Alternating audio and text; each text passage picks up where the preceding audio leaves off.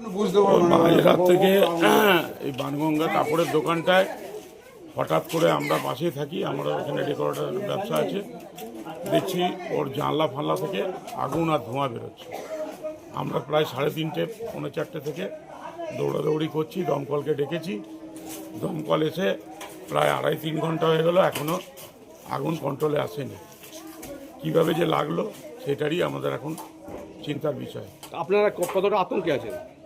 আমরা পুরো আতঙ্কে আছি। কি আমার পাশেই সমস্ত কিছু ওই ডেকোরেটার্সের যে সামান জিনিসপত্র আছে সেইগুলোর নিয়ে চিন্তা আছে। পাশের বাড়ি একদম লাগোয়া লাগোয়া ঘর আছে, ওইখান থেকে যদি কোনো আগুন লেগে যায় তাহলে আশেপাশের ঘরেও আগুন ছড়িয়ে যায়। কি মনে হচ্ছে আগুনটা কি?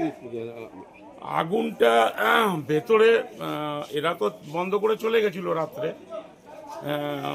শাটার বন্ধ ছিল, সব ছিল।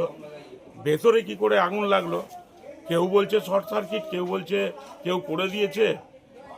এখন এটা এই মুহূর্তে বলা খুব অসম্ভব। দমকল এসছে? দমকল এসেছে। দমকল তো প্রায় 4:30 পৌনে 5টা থেকে চালাচ্ছে ওদের লাইন। 2-3টে গাড়িও এলো, জল শেষ হয়ে গেল। তো এখন চিন্তা হচ্ছে যে যাওয়ার তো কোনো রাস্তা নেই, ওদের তো গেট একটা। দমকলও তো যে জলটা নেবাচ্ছে ওর গায়ে গরম জল পড়ে যাচ্ছে, ছেলেগুলোর অবস্থা খারাপ হয়ে যাচ্ছে। আপনার নাম? আপনার নাম? আমার নাম টুটু গুপ্ত।